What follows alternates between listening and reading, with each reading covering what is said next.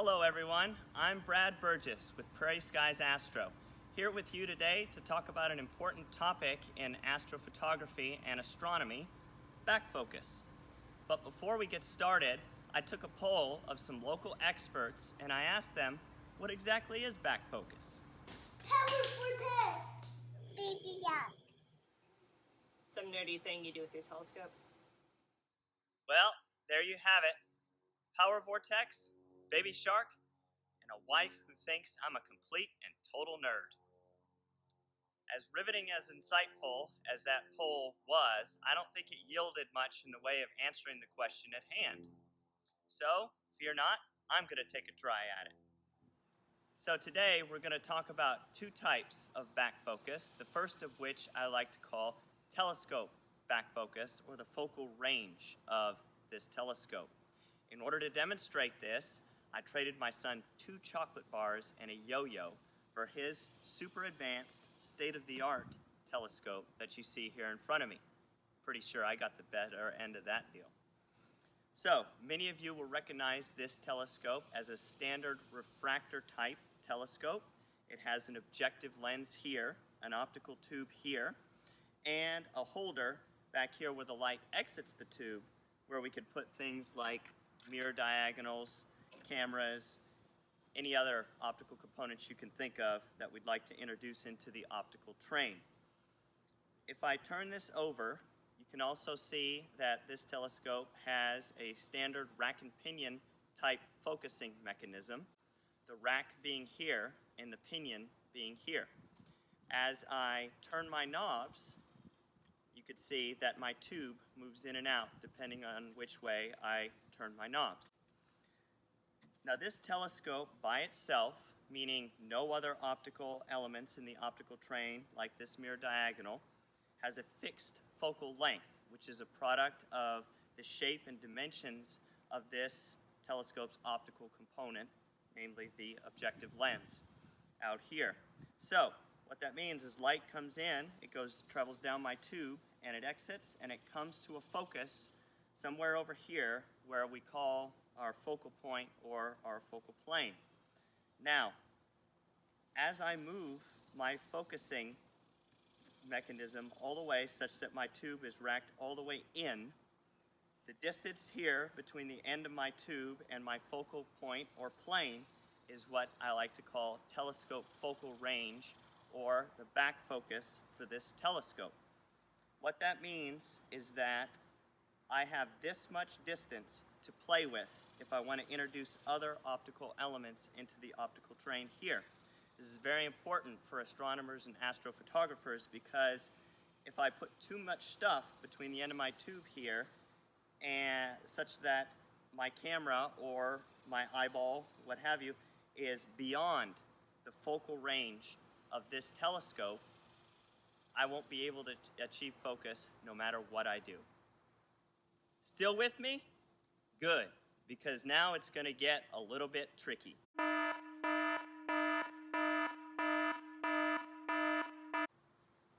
Turning to my more advanced Schmidt-Cassegrain telescope model here, this particular model has what we call a field flattener on the back of the optical tube, located right here.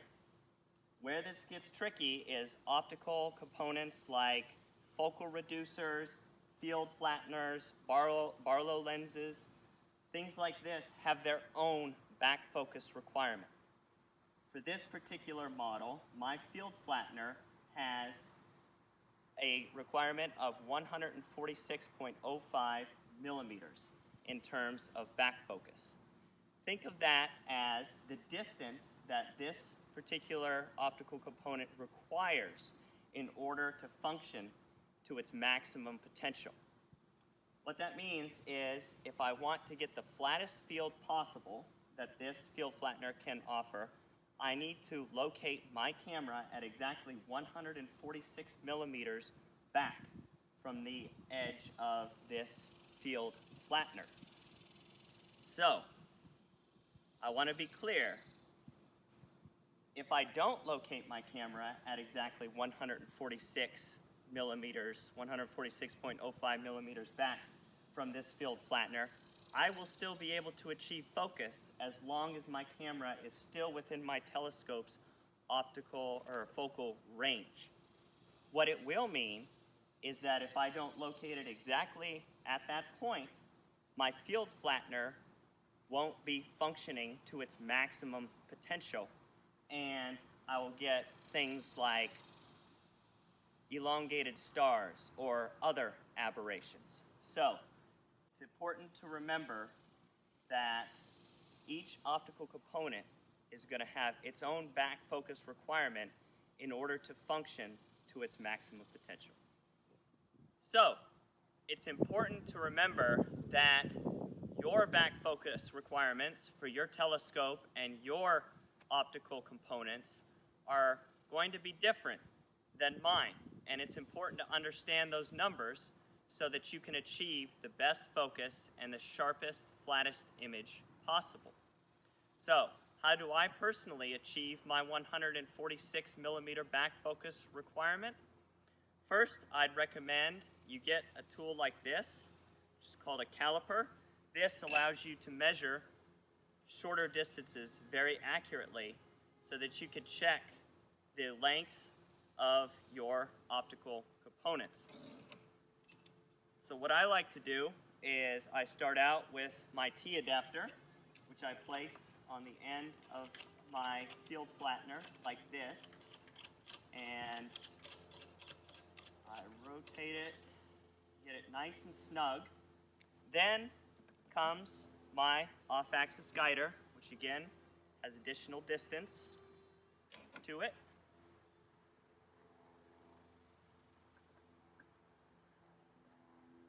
So I'll spin this onto my optical train like so.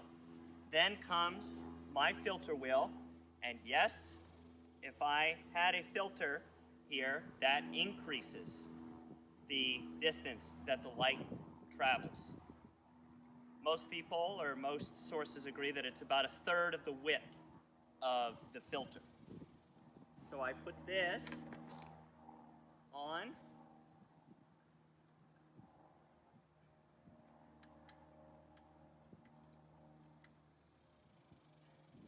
I get it nice and snug. And then, last but not least, comes my camera. And once I screw my camera on to the back of my filter wheel like this, my camera sensor should be very close to exactly 146.05 millimeters. I'd like to thank you all for tuning in. Be sure to check out more from Prairie Skies Astro. Take care.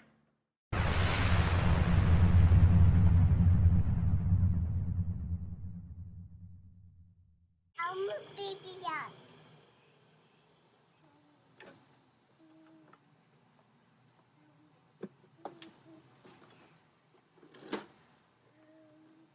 What's back focus?